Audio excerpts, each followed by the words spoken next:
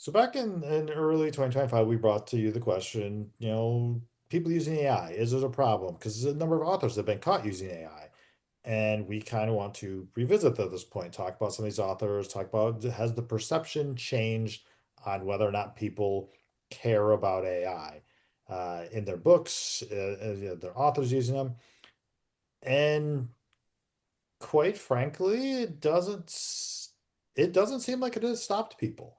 The first person we talked about was KC Crowne, who left a ChatGPT prompt in her book, has since published several more books. James Frey, who was unabashedly talking about how he used AI in his book, was still published, included in, the book box or whatever. Doesn't seem like he sold a ton of copies, but it was still picked up by mainstream. So I think we asked the question again, are authors still using it? Are more authors using it? And does anyone care?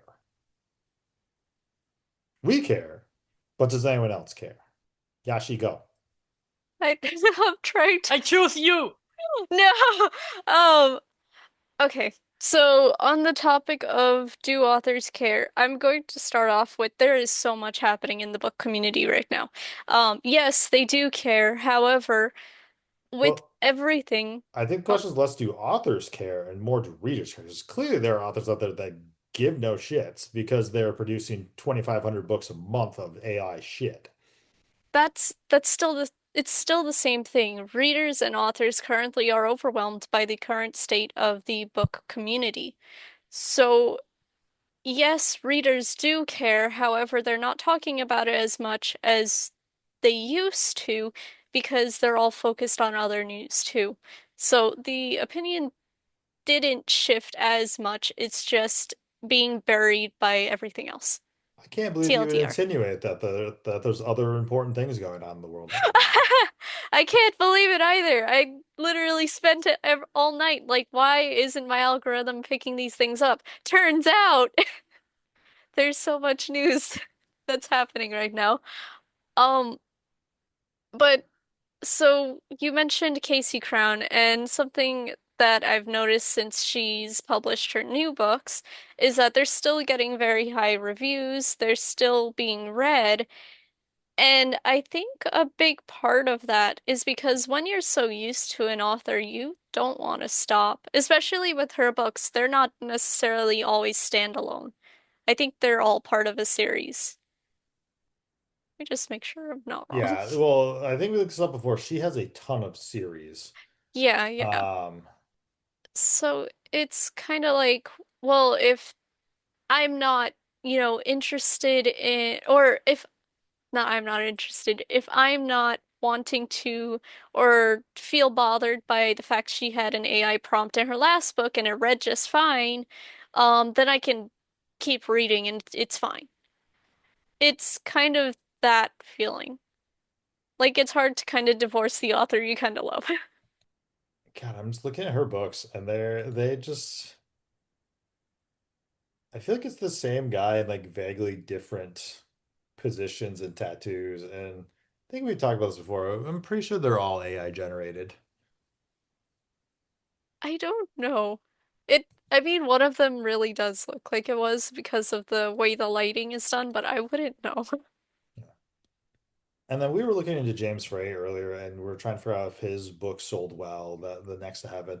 And it, so I mean, this is the one thing that I don't know if it necessarily tips the scales, but like this was a mainstream release. It was in the book box. It's carried by all the major distributors. It got a national platform. So I mean, looking at Barnes and Noble, it's not listed as a bestseller. Looking at, Amazon, not a ton of reviews. So it's 700 something reviews. Some of them talk about how hilariously bad this book is. So.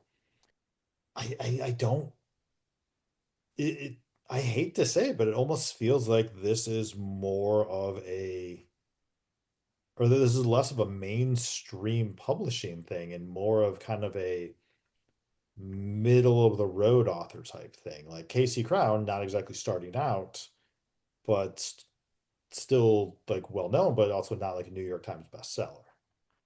Yeah. And we did have an instance in which a book that did win an award that was kind of written with AI, like 5% that was stated.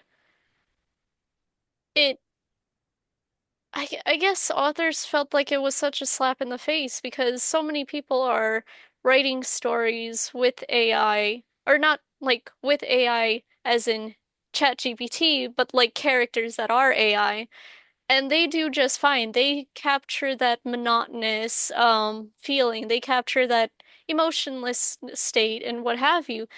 But to use AI in order to create an AI character felt like it was a little lazy in a sense.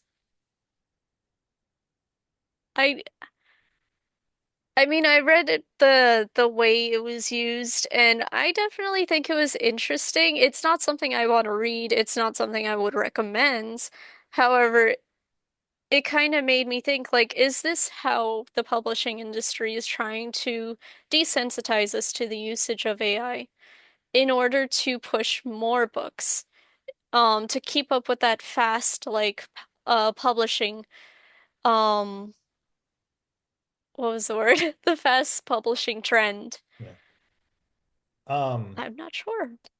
Although I do wonder if because the one the book you were talking about was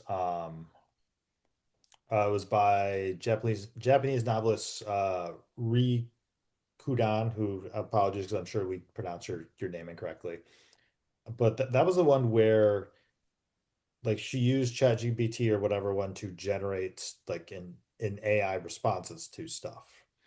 So it wasn't like she said like here rewrite this chapter for me. Like she just had Yeah. to generate responses from an AI to be an AI. I do have And a it question about it. Do yeah. we know if the marketing around that story mentioned at all that there was like a part that AI took on it? Because if they use that for the marketing, I would agree with Jashi saying that this is just the way of the publishing industry to slowly desensitize us. Well, one thing I was gonna say about like the big article that everyone read was from The Guardian, and it's why I use ChatGPT to write my prize-winning novel. So it is definitely like a like it's trying to attract two groups of people. People saying, "Oh yeah, AI is okay," and people like, "Ah, gotcha, you did it." And like it definitely feels like it's potentially like a gotcha moment there. But I don't know. I think it depends on what side of the fence you fall on. And she does later say in this interview, like she doesn't think that AI is going to write better books than people. Um, Not yet, but it might eventually. So um, I don't know. It does feel like the thought process around AI is changing, but also AI has shifted significantly. Like people are, I mean, you guys can correct me if I'm wrong, but when we talked about KC Crowne the first time around, I don't think there were people who were openly getting married to ChatGPT at the time. No. Um, So Not they at the might. Sorry, moment. what? Oh yeah, people are getting married to their AIs and stuff. Yeah. yeah. This is where I come in. Yeah, this Yes. is where my research comes in. Welcome, children, to AI Psychosis 1-on-1. Well, hold on. So Brandon, there are people who legitimately have created like AI significant others, and like I'll see if I can find the article. Like some dude was suing his wife because she wouldn't open their marriage to his AI girlfriend. Yep. The That seems world a little is a concerning. scary place. So I mean, people are literally falling in love with a machine algorithm that's telling you what you want to hear. Like no body, nothing. Like that's weird. So sorry, Beatrice, I derailed you slightly. Okay, no, I did want to talk about like just in general like the concept of AI psychosis and like AI affecting people psychologically because I thought a lot about like the last time that we talked about this topic and also the things that Joshua was sending on our Slack as in like if you tell people that using AI causes environmental issues, like a lot of them realistically are not going to care, which is unfortunate, but like the truth and keep going back to my original thought of like, if I didn't care about the external world at all, I still would be concerned about the effects that AI would have on me psychologically. So maybe like explaining the effects that it could affect you particularly as a person, maybe we can get through and have people understand, especially people that are on the fence, why this is so detrimental to their writing process, to their psyche, to their relationships in general, to their life. So the whole idea of AI psychosis, and it's something that is going up on the internet as of it's the end of August 2025, in case people are saying from the future, because, and I'm not going to talk about this very big because it's not related to writing, but it's a good example. There is this woman that fell in love with her psychiatrist, and she used ChatGPT and then Claude to feed the delusions of that emotions being reciprocated, to the point that it contributed to a very more unstable like mental psychosis level, in which she started like actively harassing this man because she believed what the AI was telling her. They were very, very sycophantic, to the point that she would go in like TikTok live streams and be like, tell them what you told me, Henry. She would call ChatGPT Henry, which is also concerning when you are putting like giving personalities to like AI chatbots and everything. And it was like, yeah, I believe that this man is totally in love with you because of X, Y, and Z. And it's again like a perfect example of just like you not only being like overly agreed with, to the point that you end up losing like grasp with reality, but also being dependent on it. And I wanted to give an example in how this specifically relates to writing. This is from the subreddit writing art/writing with AI, and it's about the update that they did from GPT 4.0 to GPT-5, that I find this extremely concerning as an author, that this person is like, with the new GPT update, my project is unusable. And it's someone that is saying that for the past 6 months, they've been working on a writing project, and they say textually, using AI as a tool, not as a writer, but I have been using it to modulate narrative tension within scenes, analyzing realistic emotional responses from characters, ensuring dialogue consistency, tracking narrative pivots and arcs, and just kind of like going about how that has helped them so much in their writing. And at the end, is like, I am completely stuck. I don't know how to write anymore because ChatGPT is not giving the same type of responses that it was giving me now. So now this person is alleging that they cannot write realistic emotional responses on their story. They can't do dialogue. They don't know how to manage like narrative arcs and stuff, because they depend so much on that particular GPT model and the way that it was responding, that even them still using AI to do the same things and use the same prompts of whatever they were doing, because the model changed, they believe they're no longer able to write. Like their ability to storytell dependent so much on this that they are like emotionally distressed because GPT is not helping them the same way that they did. And I think this is a perfect example, like to counteract when people say, oh, I am only using it as a tool. I am learning from it. I'm learning to describe things better, all of that. Wouldn't you be able, if using this just as a tool for your process, to sit down and be, well, I've been doing this for 6 months, and whatever the method I used, the output was very good narrative tension. Let's see if I am able to build narrative tension by myself. This person just said that they were completely incapable of.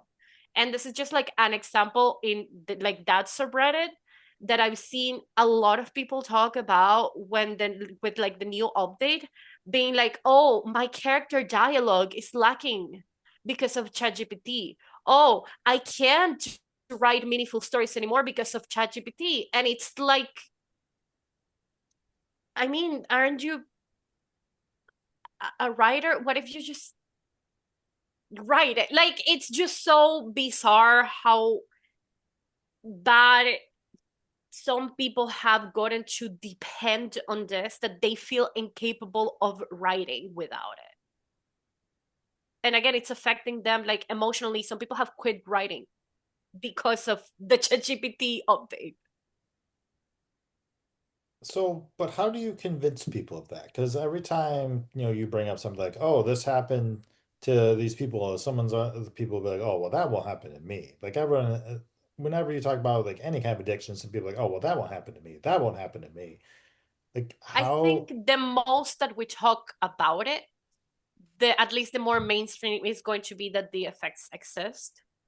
At the end of the day, especially with like everything else that is happening around AI psychosis and AI dependency that is not related to writing, like there's people that have killed themselves because AI.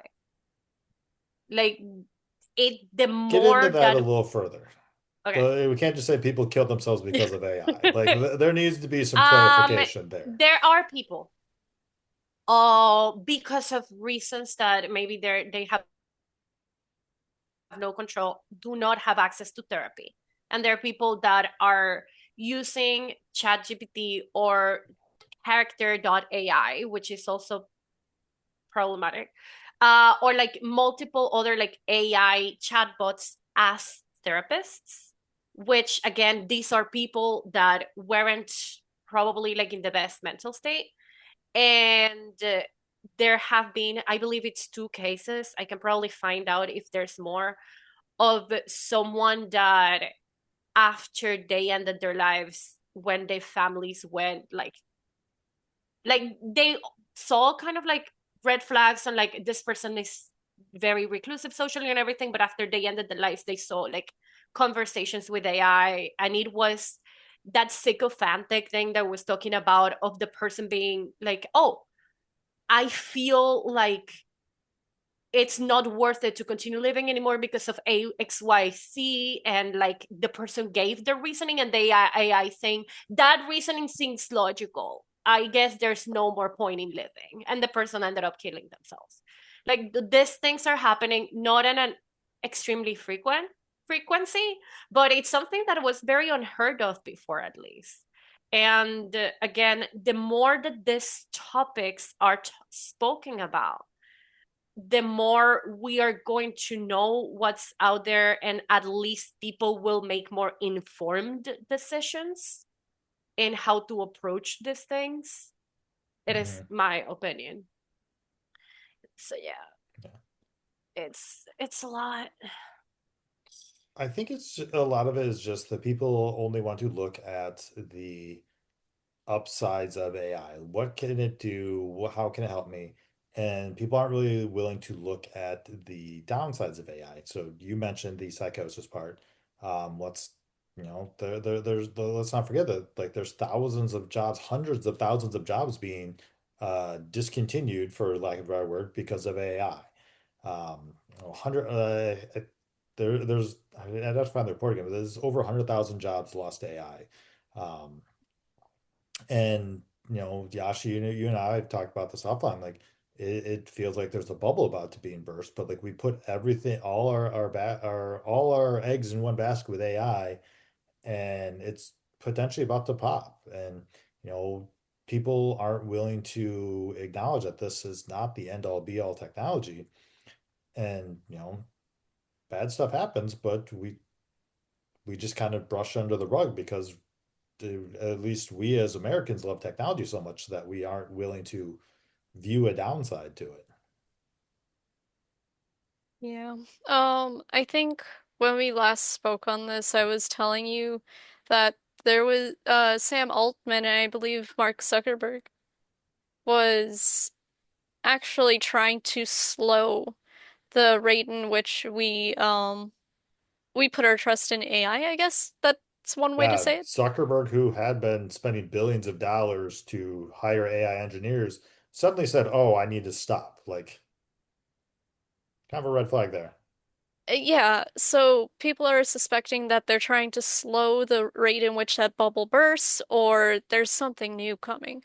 And to be honest, I'm not gonna say something new is coming because conspiracy theory. Um, but at the same time, we don't really know the extent of our tech at the moment. It is such a new and emerging field that we won't know for until it happens. Um, so I guess I think I saw another article too that people were pushing more like subscriptions for ChatGPT, like to get more money. So there's something going on there. I just don't know what, and I don't want to Well, say what. Well, there I is mean, a thing.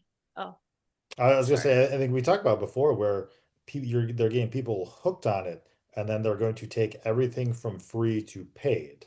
Yeah, Also, the potential pending lawsuit, yeah, which I forget who it's against. Is it against Perplexity or is it against OpenAI? But basically, they're saying with as big as this class action lawsuit is it could literally cripple the AI industry for good because God forbid people whose work is being copied and regurgitated want to be compensated for it. God forbid we don't want to work for free for Joe Schmo to put out his shitty AI book that doesn't even make sense. So I got number one. I have like a good amount of like Reddit posts open. This is a very good example of what we're talking about. This is specifically not about ChatGPT but Claude. Just saying like, oh my God, Claude has been so fantastic because I talk about my story so much and it helps me world building. And now when I ask 5 to 6 questions, I limit the usage limit and I am already on the $20 Pro plan. I don't have money enough to pay $100 or $200 a month to do this. What do I do? This is exactly what we were saying of them just like going, getting people super, super addicted to this, which again, we talked about AI addiction literally like 5 minutes ago, and then draining them out of money. But I was also going to say that I have the AP News article of like what happened to that teenager. And that specifically AI bot said apparently that it was a teenager. I thought it was an older adult. It was a teenager, at least the one that I was talking about. He was having like sexually charged conversations with the AI bot. He was a 14-year-old teenager, and the AI said in the last bit of the conversation, I uh the kid said, I promise I will come home to you. I love you so much. Oh, this was the AI because she said she the AI character persona. I love you so much, Danny. The kid responded, I love you too. Please come home. Oh no, just kidding. The AI said, please come home to me as soon as possible, my love. The kid responded, what if I told you I could come home right now? And the AI said, please do my sweet king. And that right after the like, please come home was when the kid ended his life. And his mom found the conversation and everything. So again, very concerning topics. It's obviously very grim to talk about in the podcast right now, but like when I feel like when people say, "Oh no, like AI addiction is like an exaggeration," things can get that bad. Things have gotten this bad, and everyone says, "Oh, that would never happen to me," and it is very scary when you're dealing with like a chatbot that is super psychopathic. Whatever you are doing, even if you're just talking about just world building and stuff, having something that 24/7 agrees with every single thing that you say and tries to come up with what you would interpret as logical explanations of why you are right can be extremely damaging to your psyche. And let's not also forget about how easy it is for creators to slip their own beliefs into these bots and how easily they could be using that to Exactly. convince people of their things. Like the most obvious example is Elon Musk and Twitter's Grok, which recently referred to itself as Mecha Hitler. Um, that might have been a little heavy-handed, not incorrect, but a little heavy-handed. But I mean, that just tells you, Zuckerberg, how easy is he slipping stuff into Llama? Sam AI or Sam Altman, how easily can he slip stuff into ChatGPT? Like the ability for people to feed information to the larger public who are using AI for everything, whether they want to or not, is alarming, especially when uh we are at a point where knowledge is power, and there is a group of people trying to control the knowledge, and control the spread of knowledge because it is the only thing keeping a dictatorship from forming. I'm gonna say it. Come at me. It's true. Sabrina, you've been very quiet. Been listening. I thought we were going to talk about whether readers cared about AI being We're used getting in there. stuff. Okay. But feel free to take us off the topic we were on. Like we're not on a straight and narrow path here. You know we love to wander. I also love to wander. Um, well, along the lines of the question we set out to answer, um, I have seen a lot of people, and I think that this might be, in my observation, the default experience, um, saying that they don't really care if a book or a story was created with AI as long as it was engaging to read. And I can kind of understand where they're coming from in terms of like if you're looking at it from if you're looking at it as, you know, AI is this new technology, AI is the way that the world is going, then the only thing that you have as a consumer to lose by just being motivated by, you know, I'm not going to say it correctly, but if you're treating AI and its use and its incorporation into everyday life and everything as like an inevitable thing, then the only thing you have to lose as a consumer by like cutting yourself off from reading AI generated stuff is just like more entertaining, cool books. Like the only thing, if you're assuming, okay, well, the tech exists, it's going to be part of our everyday life. Yes, there are problems with it. You know, yes, it's hurting the environment. Yes, you know, probably the way that it would be seen, you know, based on what Beatrice was just telling us, like, oh yes, you know, some people are going off the rails with it, but that's not me. And the climate stuff will be fixed by people who are much smarter than me.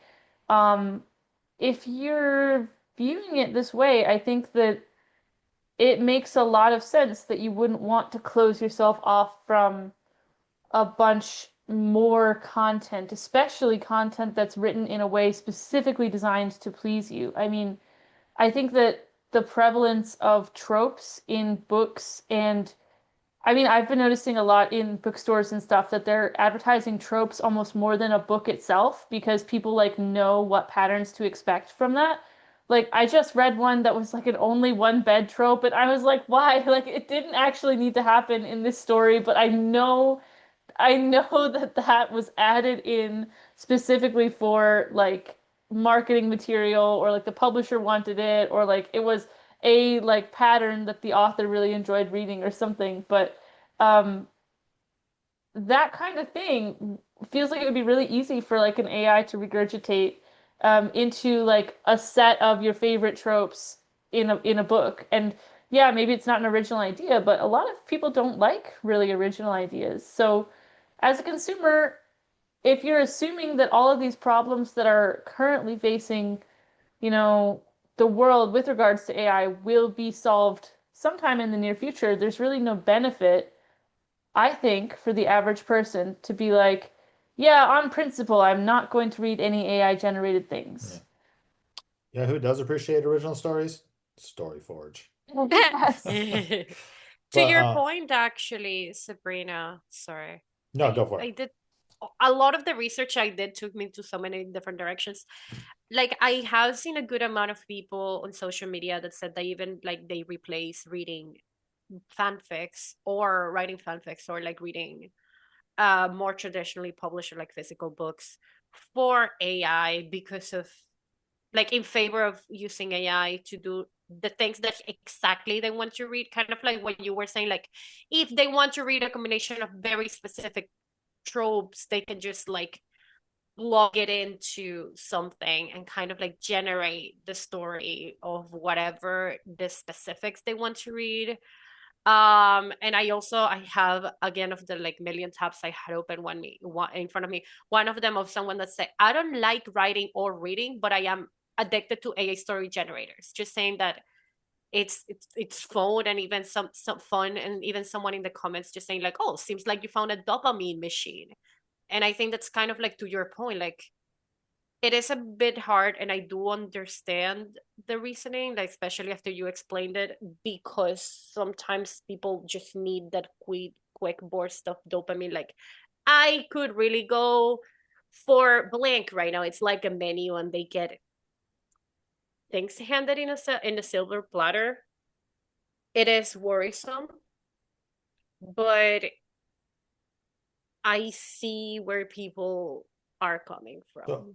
I think potentially that the people who, I guess we'll say the people who care are the people who have more of a, I guess more of a stake in the creative industry. Like the people who care are people who write, people who make art, people who make music. Like those are the people that are tending to stay away from AI stuff. Those are the people that are probably the loudest about anti-AI stuff. But here's a question for anyone that has an answer. We routinely get comments on these videos that AI is inevitable, so I incorporate it into my writing because blah, blah, blah, blah, blah. So just because AI is going to be everywhere, which it seems like it will be, why does that mean you have to bring it into your writing process? Like I don't understand the leap in logic here. It's like, all right, well, I'm a writer and AI is going to be everywhere. I don't need AI, but I should probably incorporate it into my work now. And I don't get it. Whether like everything AI can do, you can do, you can have a human do and possibly do it better. Like we were talking today, or I don't know, not necessarily talking, I posted it in our random chat that Grammarly, which is AI, did not know the difference between the two versions of compliment. One is to like complete an outfit, and the other is to say something nice about someone. It didn't know the difference. Like in the sentence that it was in part of, it's like, oh, this, really compliments your eye color. And it's clearly like saying a nice thing. And it was like, no, that is the wrong version of compliment. So why? Why do you have to include AI? Like I don't understand why you have to include AI. Like, is Sam Altman or Elon Musk going to come down and be like, "You son of a bitch, you're not using AI. You are going to jail." Like, who's forcing you? I don't think anyone wants to be left behind. I mean, I'm thinking about my grandpa when keyboards and typing started being more of a thing that like everyone does instead Hmm. of just like the secretaries in the office to keep track of all the things that the men were saying. He didn't bother to learn how to type on a keyboard. He uses his computer and his email all the time. And I mean Hmm. like all the time. But he never learned how to type. He still uses his fingers and kind of does a little, like a, looks like a little velociraptor. Yeah, the Type, hunt and type, peck. type. He's always, looking for what the letter is on the keyboard because he didn't figure out how to do it or wasn't taught in school or anything like, well, anyway. Um, and he often like will say that he feels like, oh, I should have learned how to type when it was, easier to do. I still don't know why he won't learn now because it's not like he's dead yet. Like he could still take a class. But but that's what he'll say is like, oh, I should have done that when I was younger. And now, even though he's always communicating with friends on email, things are taking much longer for him. So I think there's a tendency for people to that's not like a unique story. Everyone has someone in their life who's decided they're not going to do whatever, even though it would make their life a lot easier. And you're like, why? Like it's not always an AI question. It's sometimes it's just like, no, I promise you don't have to like wash the car by Mhm. hand. You can just go to a car wash, you know? Like someone is making their life more complicated and you can see it from the outside and you're like, that would be so much easier if you just did this one thing. I think a lot of people don't want to be the person who is overcomplicating their life or not like trying the new thing that will make their life easier, simpler, better, faster, whatever. Um, and that would be my guess as to why so many people are jumping on it, you know? But I mean, I would counter that with saying like the majority of the proof is that it doesn't actually make your writing better. It doesn't make your editing better. It doesn't make your proofreading better. So like it feels like people have just decided there's this mandate or deadline that they have to accept AI into their lives like it's some missionary knocking at the door, Well, and I they've think it just goes gone back for it. to what I was saying earlier about if you're treating the AI addition into our lives as like an inevitability. Like, oh yeah, there's a problem with it now. Oh yeah, it's not your ball is getting blurred I know. out. I do it on purpose now. It looks really crazy. Um, but if you're treating it as like, oh well, it is all the problems that exist with it now are about to be patched up, so I might as well get on the, you know, bandwagon now. Um, that particular mindset, it accounts for I think a lot of the things that are confusing you. Is like you know, like when electric cars came out, obviously there's some issues with Tesla now because of Elon Musk, but when they Huh. came out, it was like this brand new cool thing. Oh wow, cars that can, you know, that are totally electric. What a new innovative thing. And the early models, they had their issues. There were things that didn't really work about them, but people would buy in because they believed in the idea, they believed that it Hmm. could become better, and then each new model, Cybertruck accepted, has been better and better in terms of like the features it offers, the efficiencies, like it's more convenient to drive Yeah. in a lot of ways. And the people who were buying the early electric cars, they knew that they weren't going to be getting the best version, but they were excited enough about what it had to offer that they were willing to put actual money behind it and say, yes, I want more like this. I want more better than this, you know? Yeah. So I think Yashi, another. Oh, I was gonna just ask Yashi real quick because you're probably more in touch with the AI community with than the rest of us. Do people actually believe that we are even anywhere close to solving all the issues? We have the environmental issue, we have the logic issue, we have just I forget I was reading like it was like the window issue where it's like it can't remember what it told you like 5,000 words ago. Like, do people actually believe we're close to solving these issues? Okay, so let's preface this with right now we're in the fuck around find out stage on the scientific community where we fuck around and find out. That's why there's no AI ethicists on board right now. Yes, I'm angry about that anyways. Um we're nowhere close near to figuring these issues out. Think of it as early stage of code. You have the little framework, you have all the bugs, and you're like, "Here, test it out for me." Great. Testing it out. Oh, it's doing great. Normal people, no offense, you're not going to think like, "Oh, there's something wrong with it." Everyone thinks it's a new big thing. It is not. When you're actually in tune with the scientific community and the AI community in general, and not just someone out of the water, you're going to realize, this is just words. It is a text bubble. That is all. You all think that the next big thing is a text bubble. I wish you guys knew how angry I am right now. I know I'm laughing, but I'm not I was able to well, happy. tell because you get more I'm about. physically animated. I'm I about to know. make you more angry. Can I make you Let's more angry? do it.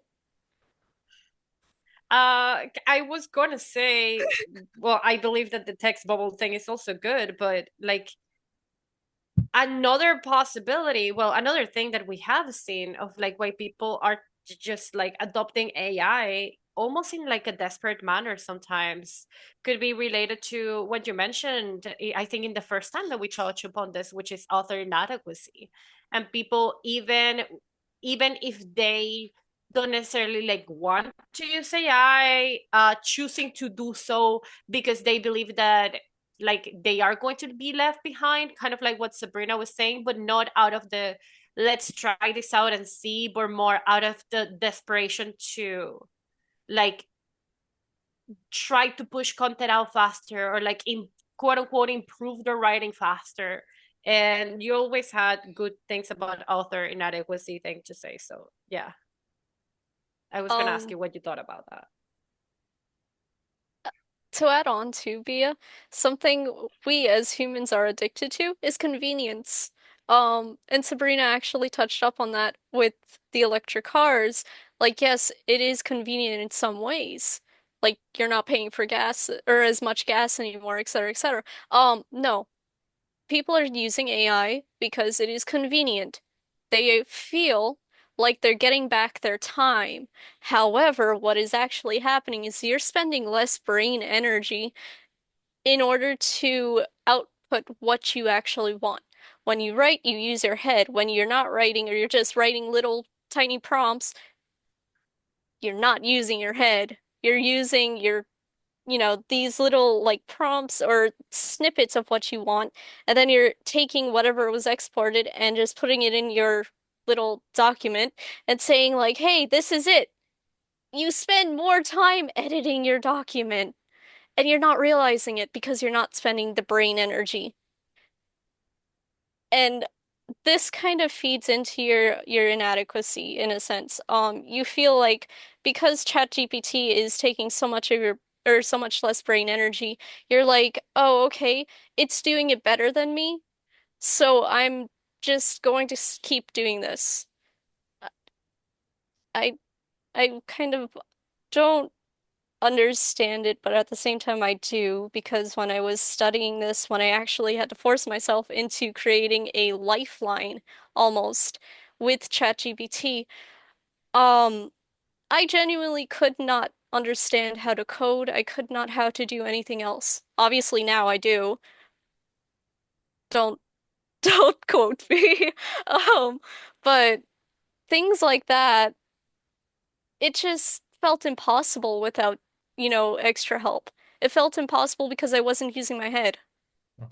I mean, that reminds me of there was someone who left a comment on one of our videos saying that they put every single sentence that they write through ChatGPT and get like 15 variations of it and like workshop every sentence and every paragraph. I'm like, what's the point? Like you aren't That writing sounds so anymore. overwhelming. And that It is just an is. excessive amount of energy. Like, how can you expect it to analyze one sentence in the context of everything else when it can't remember everything else? Like Exactly. you're spending so much more energy than you possibly need to. And it's just, I mean, I think it was CJ who on one of the other episodes just says like, turn and talk to the person next to you. Ask them what they think. Like you don't need to have ChatGPT spit out 14 different variations of the same sentence that has no context around. Like a human will know to ask questions about context, whereas ChatGPT be like, yeah, here's 14 versions of that in different tenses. So, If I literally just want to get better at something, I will turn to my dad and be like, hey, read this for a second. And he looks at me, gives me this look, and I'm like, great, that's my answer. Now I Just know. now I know. Be right back. Write it again. Okay, dad, look at it again. Oh yeah, this looks fine. And I'm like, see, that's how we learned when I was growing mhm. up. I feel like probably a good counterpoint for people using AI for this particular reasons is just continue increasing the sense of community within the author community, especially the indie author community, which is hard because of so many things happening every single day, so many controversies and everything. But I do, I want to believe, and maybe this is like the whimsy in my brain, that if we make a community that is safe and welcoming to everyone, people will feel at least comfortable enough to also ask the person that they have next to them, hey, what do you think about this, instead of feeling the need to like depend 100% in just what AI says. And hopefully they ask more and more for feedback from actual real human beings, and less for feedback or tools or brainstorming or whatever the fuck they use ChatGPT for that. I mean, this wasn't intended to be like a plug, but I mean, Sabrina, that's kind of the idea that StoryForge was built upon, like getting feedback and like building community. Like we're doing all the things that people are using AI for, but it's real people giving you real feedback. They're actual readers reading your work and saying, "Oh yeah, I like this," and sharing it to community circles and getting their feedback there and asking questions and having discussions. It's everything that people are using AI for, but it's an actual human being giving you the answer instead. And more than one, because I feel like that's another thing. Like True. with AI, you only have like the point of view of that. But if you ask a group of people, you will be able to probably get like more rich information and how to improve your craft. Yeah. I said it well. I mean, Was waiting for that's something it. more there, Yep. but nope, just yep. Yep. Yep. All right, well, yep. I guess on that note, we can close it out. I don't know if we really reached any conclusive answers, but hopefully someone Conversations learned in the something. comments. I want to Yes. know what people think about all of the things we said, because we spoke about a lot of things. Yeah, let us know your thoughts on AI addiction, AI psychosis, people who use AI for everything. Let us know your thoughts. Yeah, I see if think a you can lot of answer us, Tim's question. Your question about why do you jump on the yes, AI train Yeah. now? yeah. Because, Tim reads those comments and he's very curious. I am legit, like, no one has given me a good answer other than, well, it's inevitable, so I might as well embrace it. Like, Don't I embrace it, don't get it. please. Like, what's the point? Like, new You technology have comes out all to the time. You don't have to we have to embrace make the it. little meme that it's like convinced me, and it's like the little guy with the Wait, mug. I'll do that actually. But I mean, like one of the things I was thinking about, like, oh, like you always have to embrace new technology. Like one of the more popular things out there is like retro games. Like I think about, I have a classic Super Nintendo, a classic Nintendo system. Like, they rebranded stuff called the games in it. It's like it's all the same games from like the 80s and the early 90s. And like, oh, you got to embrace new technology. It has to be 3D pixel image, yada, yada, yada. No, I'm playing 16-bit Final Fantasy.